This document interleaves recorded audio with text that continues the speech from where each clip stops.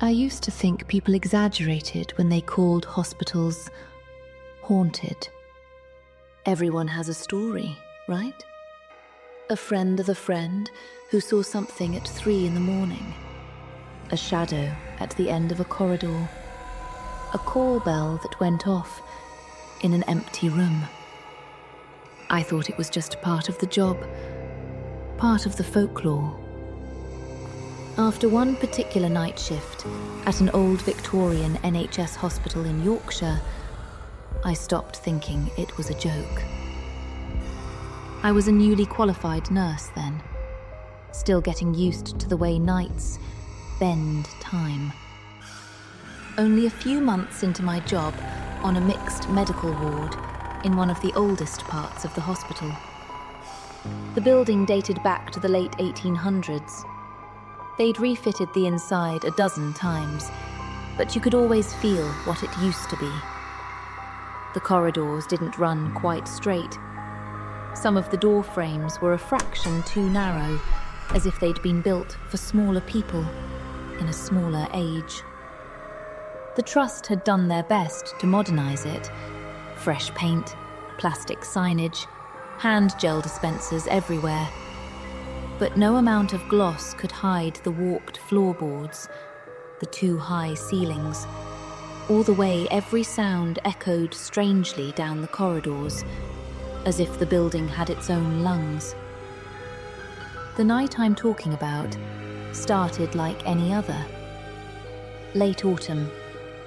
Outside, the car park was slick with rain, puddles reflecting the orange streetlights in broken patches. The air had that wet, metallic cold that seeps into your bones. A thin mist clung low around the cars, making the world look softer and somehow more distant. Inside, the heating fought against the chill, pushing out a dry, recycled warmth that never quite reached your fingers. The ward felt slightly too warm, like a room where too many people had breathed the same air for too long. The sort of warm that makes you drowsy if you sit still, your eyelids heavier with every quiet minute. I remember checking in at the nurses' station just before 8 p.m. The strip lights buzzed faintly overhead. The day shift were finishing up, rushing through handover notes, grabbing bags, checking watches. That twitchy, urgent energy of people who are almost free. The ward manager, Sarah, handed me the clipboard with my patient list. Her hair was tied back in the same messy bun she always wore on late shifts. She looked tired, but sharp. "Quiet one tonight," she said. "You've got bays 3 and 4 and side room 12. Nothing too complex. Try to get your breaks in early. After midnight, this place gets funny." She smirked when she said funny. But there was something behind her eyes that didn't match the smile. A tiny tightening at the corners. A shadow of something she didn't quite want to say out loud. I laughed it off. Every ward I'd worked on had some kind of ghost story. Phantom call bells, doors that opened by themselves, the old man in the corner patients saw before they died. It was how staff passed the time on nights, trying to make sense of the things we saw and couldn't explain. I thought this was just their version, the Ward 7 special. By 10 p.m, the day staff had gone. The shift change always felt like someone turned down the volume on the whole building. The buzz of conversation vanished. The clatter of trays died away. Doors stopped slamming. In their place came the slower, deeper rhythm of night duty. The ward lights were dimmed, leaving only the low, yellowish night lamps casting long shadows along the corridor. Monitors glowed softly beside beds, green and blue numbers pulsing in the dark. Most of the patients were either asleep or half dozing. The steady beeps of monitors, the gentle hiss of oxygen, the occasional distant cough or restless murmur, all blended into a low, mechanical lullaby. There were only 3 of us on that night. Me, an older nurse called Linda, and a healthcare assistant, Tom. The ward held nearly 30 patients. 30 people, each with their own story, their own fears, their own lines of fluids and humming machines. It always amazed me how thinly stretched we were at night. 3 sets of hands, 3 sets of eyes, for all of it. Linda had been there for years. She had that solid, unshakable presence that makes you feel nothing truly catastrophic can happen while she's around. Tom was younger, around my age, with the kind of easy humour that made even the worst shifts feel bearable. Between the 3 of us, we told ourselves, we could handle anything. Around 11 p.m, I did my OBS round. Blood pressures, temperatures, oxygen sats. Routine. The sort of things your hands can do even when your brain is half on autopilot. I remember feeling oddly proud that night. I was starting to move with a rhythm, checking charts, reading notes, anticipating what each patient might need before they asked. Days 3 and 4 were calm. One gentleman snored loudly enough to be heard 2 bays over. A woman with COPD woke up just long enough to complain about the pillows, then drifted back off as soon as I fluffed them. Another patient asked for pain relief in a voice so small it almost didn't fit his body. A few sleepy questions, a couple of requests for water, nothing out of the ordinary.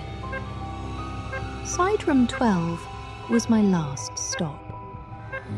Room 12 was right at the very end of the corridor, just before a pair of heavy double doors that led to the old wing. That part of the hospital had been shut down years ago.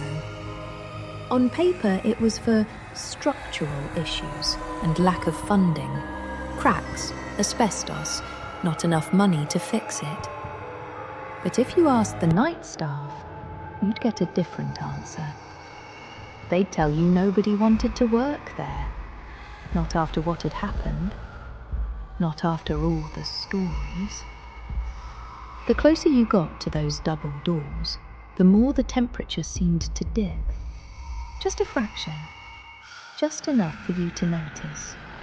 Just enough to make you wonder if it was really the heating or something else.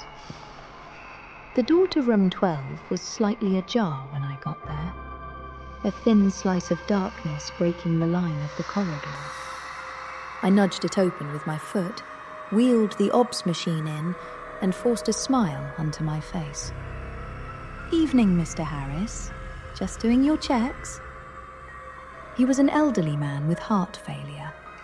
His skin had that fragile, translucent look, like a bruise would bloom if you so much as tapped him. But his mind was still sharp enough to tell me, every single time, how the NHS wasn't what it used to be. "You're all run off your feet, love," he'd say. "Wasn't like this back in my day." I'd grown quietly fond of him.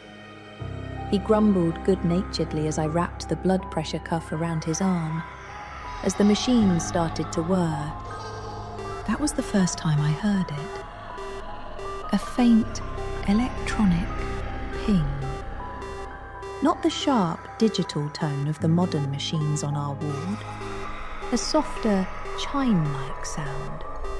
Like an old paging system, or an outdated call bell from decades ago. I paused and glanced at the wall panel above his bed. His call bell light was off. Green and red indicators still. The sound hadn't come from his room. It felt like it had drifted in from the corridor behind me. "Did you hear that?" I asked. Mr. Harris frowned. "Hear what?" The machine finished. His blood pressure was fine, better than I expected.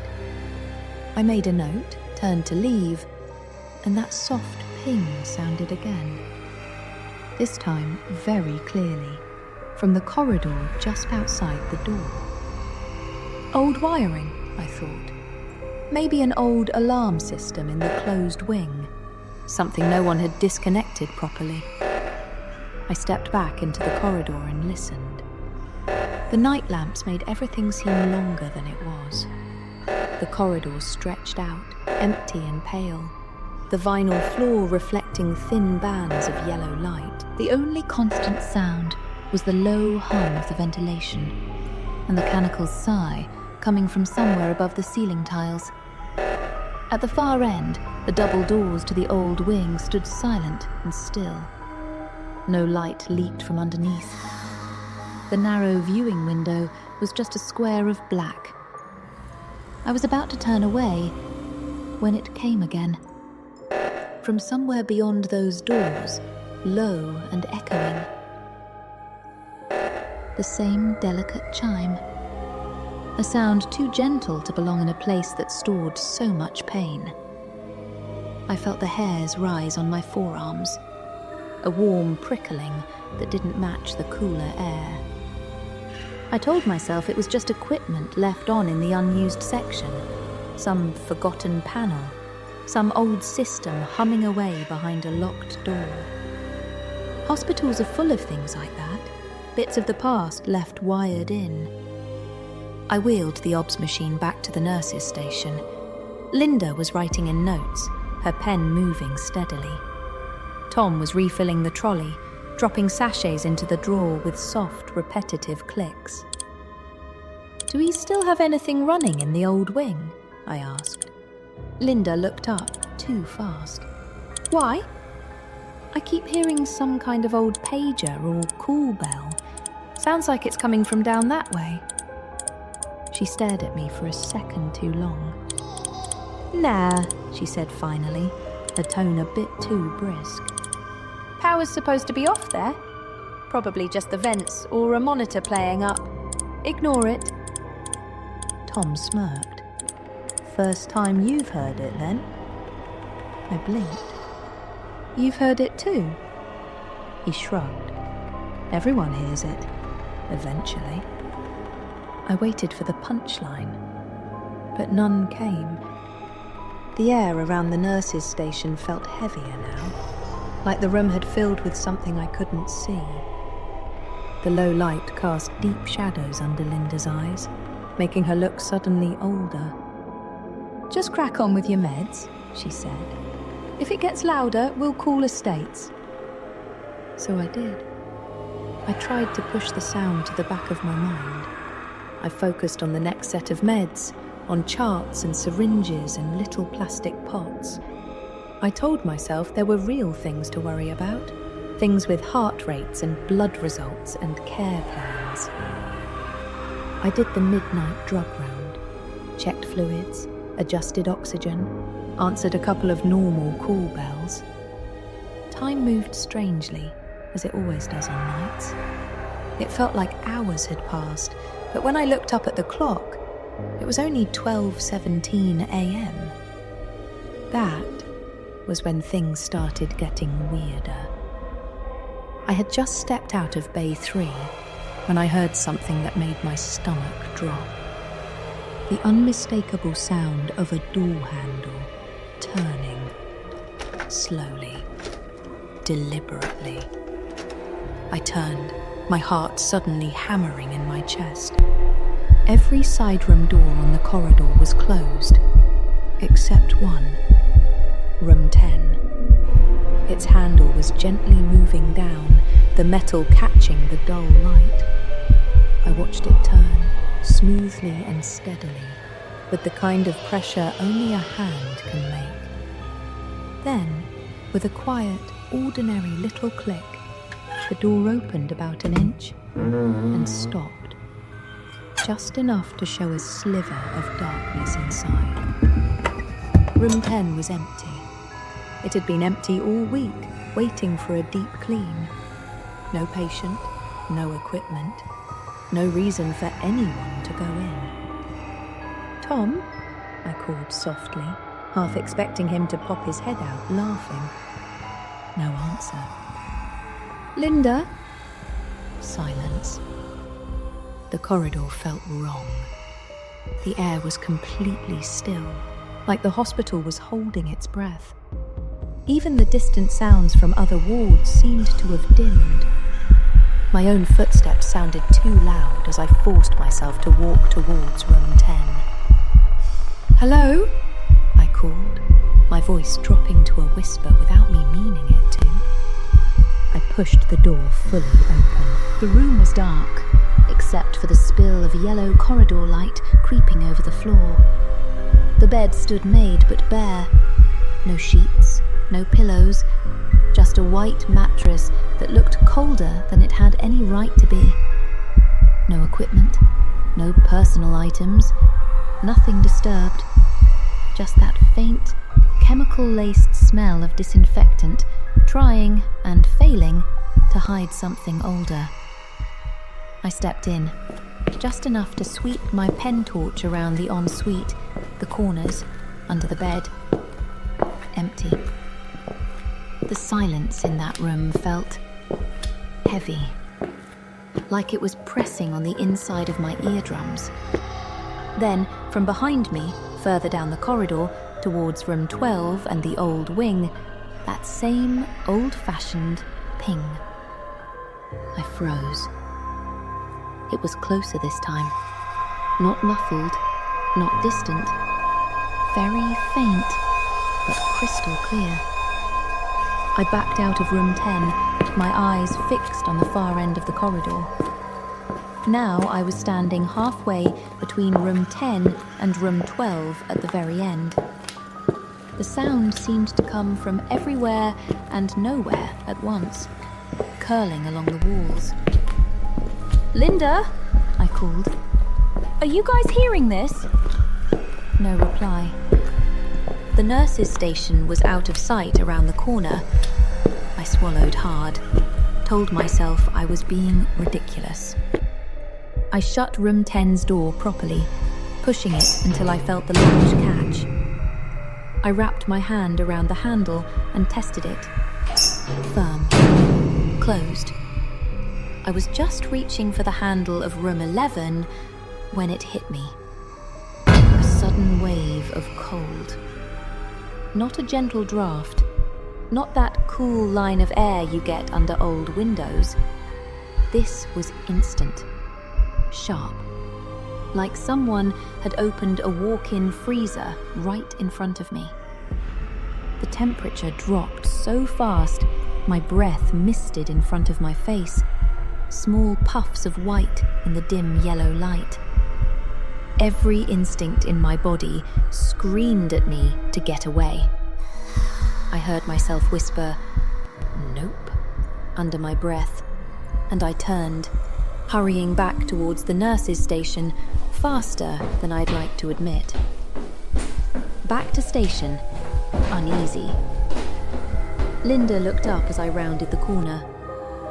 "You look like you've seen a ghost," she said, half joking. "Do we have aircon issues?" I asked. "It's freezing by rooms 10 to 12, and those doors keep opening." Her smile disappeared. Tom stopped what he was doing, watching me closely. "You closed room 10?" Linda asked. "Yeah, it was shut when I got there. Then the handle moved, and it opened on its own." Tom swore softly. Linda shot him a look. "Right," she said. "We've got a couple of things to do anyway. Let's just stick together for a bit. We can do a sweep." That was the moment I realized this wasn't just a new nurse hazing story. We walked the corridor together. 3 adults, 3 professionals, shuffling down a dim hallway like nervous kids in a haunted house. Our footsteps echoed softly. No one spoke. When we reached room 10, the door was open again. Not wide, just that same inch-wide gap. "I shut that properly," I said, my voice thinner than I wanted it to be. "I checked the handle. It was locked." Linda didn't answer. She walked straight in, flicked on the light, and checked the room with the efficiency of someone who'd done exactly this before. Nothing. No one. She shut the door firmly, pulled on the handle to prove it was closed, then took out her staff key. With a flick, she engaged the little metal lock catch at the top of the frame. A deeper, solid click. "Happy?" she asked Tom. He nodded, but his eyes were fixed on the double doors leading to the old wing. We all turned at the same time. Somewhere beyond those doors, in the darkness of the unused wards, something metallic clanged softly, like a trolley wheel hitting a bump, or a bed frame being nudged. Then, ping, closer, louder, like it was just on the other side of those doors. "Probably just the old system," Linda said, but her voice had lost its certainty. "They never bothered to remove half that wiring. Come on, back to work." We went back to the station. We wrote in notes. We checked charts. But from that point on, the night felt off, tilted a few degrees out of normal. Around 2 a.m, most of the patients were finally asleep. The ward had that deep, unnatural quiet you only ever hear in hospitals at night, when you're suddenly very aware of how close life and death really are. Curtains, thin walls, a couple of closed doors. That's all that separates them. Linda went on her break. She squeezed my shoulder as she passed, a quiet, "I'm here if you need me," without saying the words. Tom headed to another bay to help out. I was left alone at the desk, the ward stretching away on either side, the bluish glow of the computer screen the only solid light. I typed up notes, the gentle clack of the keys loud in the silence. Every now and then, I'd look up, let my eyes track the corridor, then force myself back to the screen. That was when the call bells started. First, it was the side room opposite the nurses' station. One ordinary chime. I glanced at the panel, made a mental note to go in a second. Before I could stand, a second bell lit up. A bay at the far end.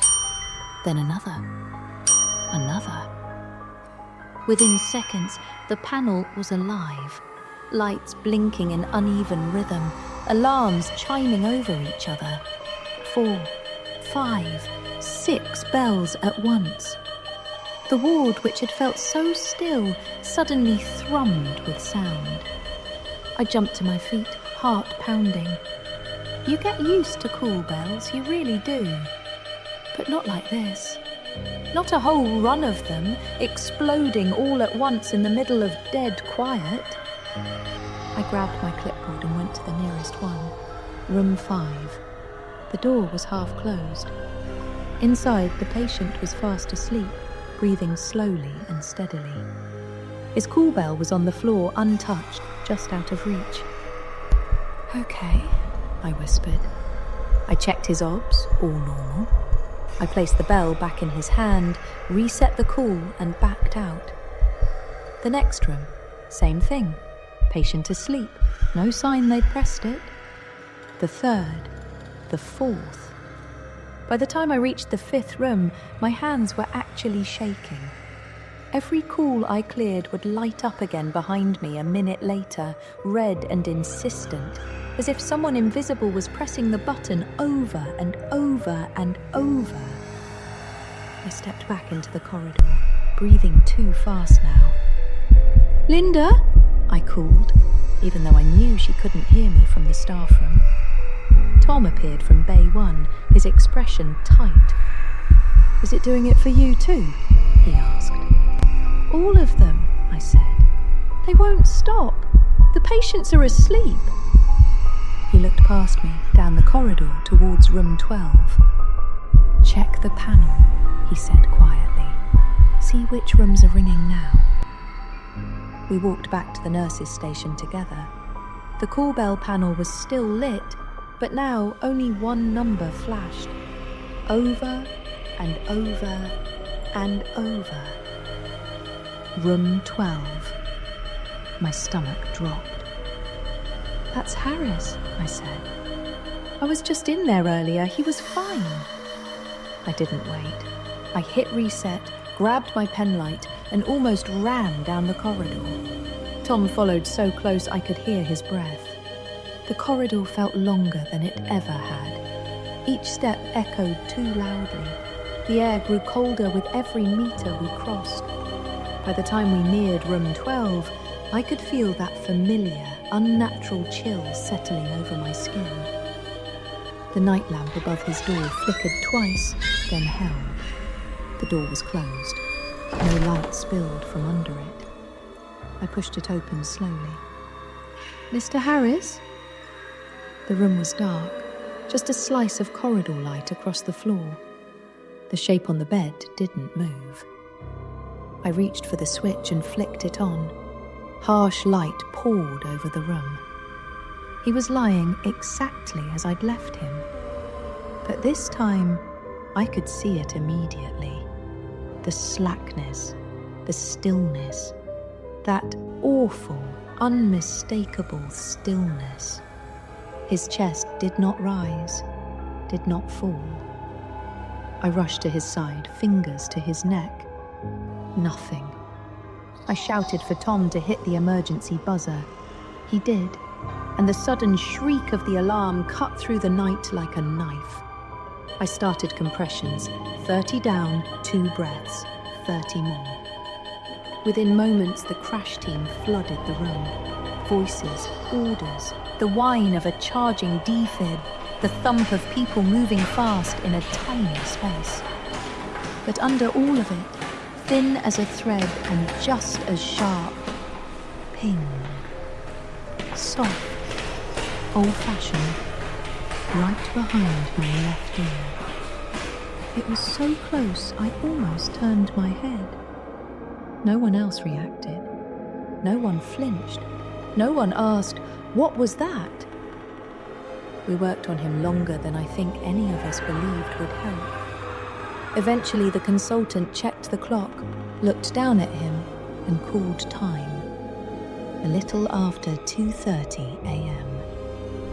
The room emptied slowly. Wires unplugged, leads peeled away, machines silenced. I stood there, sweat cooling on my back, my hands trembling, listening. Silence. Then, softer now, from the corridor, ping, from the direction of the old wing. We did what we always do. We cleaned him up, closed his eyes, straightened his gown. We called his family, labelled the body, arranged for porters to take him to the mortuary.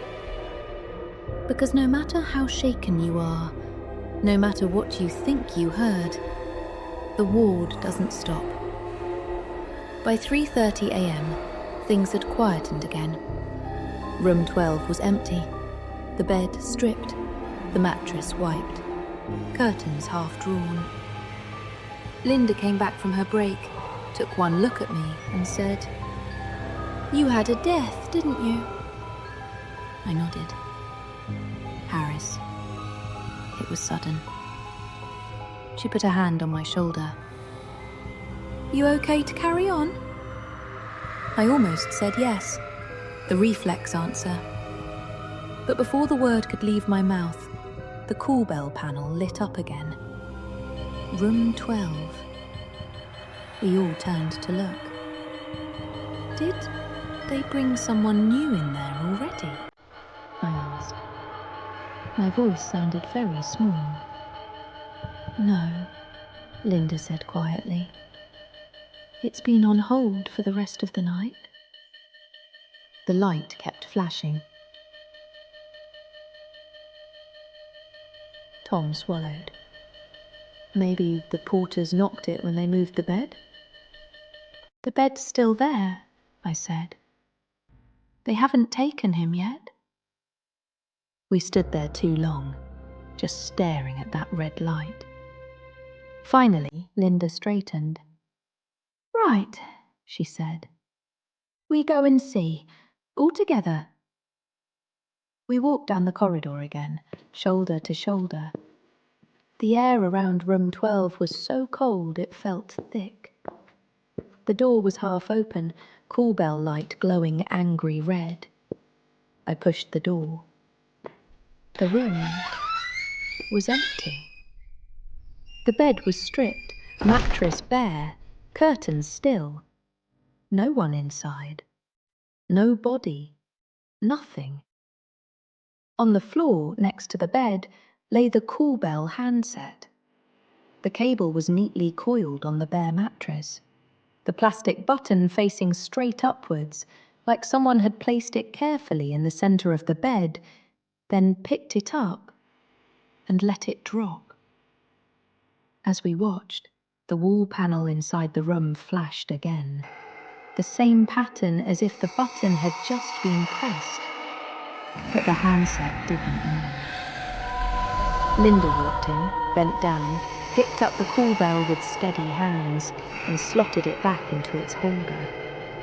The light went out.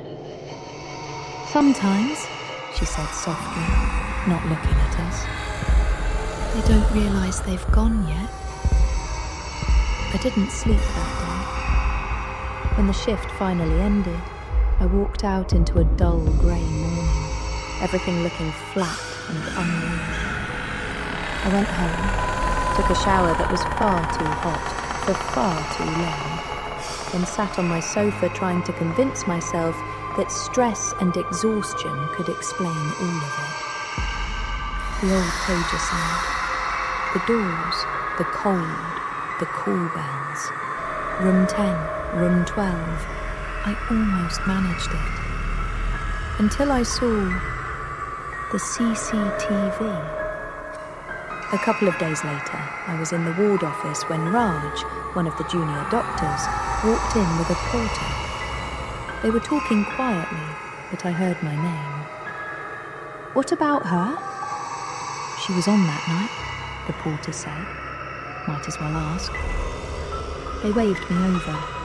Raj looked uncomfortable. Look, this might sound odd, he said, but estates were checking the corridor cameras from that night. Routine, because of the resus call and the bells playing up. They flagged something to the matron. She asked if he'd be okay to take a look, just to confirm details. He pulled up a clip on the screen.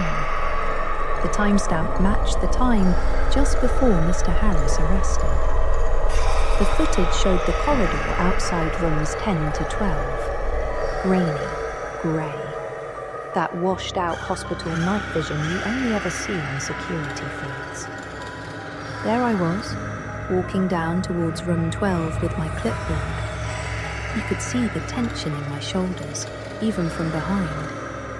Behind me, the corridor was empty. Just watch, Raj said, folding his arms. I watched myself reach room 12 and disappear inside. The door eased shut. A few seconds ticked by. Nothing moved. Then, something stepped into view at the far end of the corridor, near the double doors to the old wing. At first, it was just a pale blur, a smudge of lighter grey. But as it moved closer, the shape sharpened. A woman, walking slowly down the corridor in an old-style nurse's uniform. Long dark dress, white apron, starched cap. Exactly like the photos in the hospital's old history displays. She walked with calm, measured steps. Not drifting, not floating, walking. Like someone on a night round. Her face was tilted down, but her posture was perfectly straight. Professional, controlled. She stopped outside room 10, the locked door. On the footage, you could see the handle pressed down on its own. The door opened that familiar inch. She didn't go in, she just stood there, facing it. Then she slowly lifted her head and looked straight into the camera. I can still see her eyes. Not hollow, not monstrous, just tired and impossibly sad. Then she turned away from room 10 and continued walking towards room 12, towards me. As she reached the doorway, the clip glitched, a quick flicker. For a single frame, the corridor was empty. No woman, no figure, just doors, lights, stillness. Then the picture stabilized. Room 12's door, closed. Me, already inside, alone. The clip ended. No one said anything for a long moment. In the low hum of the office, I could hear the air vent, the distant beep of a machine, the scratch of someone's pen in another room. Estates say it's probably a reflection or a lighting glitch, Raj said at last. But he didn't sound convinced. The porter shook his head. We've seen her before, he muttered. Usually before someone goes off to the mortuary from that area. My mouth felt dry. Who is she supposed to be? I asked. Linda had come in halfway through and watched the clip over my shoulder in silence. Now she answered quietly. Rumour is she was a nurse here during the war, she said. There was a fire in the old wing. She tried to get as many patients out as she could. Didn't make it herself. I stared at the frozen frame on the monitor, the empty corridor, the closed doors, the silent lights. So she's... what? Haunting us? I asked, half laughing, because I didn't know what else to do. Linda shook her head slowly. No, she said. If you listen to the old sisters, they'll tell you she's not the one you should be afraid of. She's the one that stays on the night shift to make sure no one dies alone. For a long time after that, whenever I worked nights, I would sometimes hear the old-fashioned ping echo faintly from the direction of the closed-off wing. Sometimes doors would open themselves, just a crack. Sometimes call bells would flash from rooms we knew were empty. And every now and then, just at the edge of my vision, I'd think I saw someone standing at the far end of the corridor, a still, pale figure in an old uniform, watching quietly, making sure we saw the right rooms at the right time.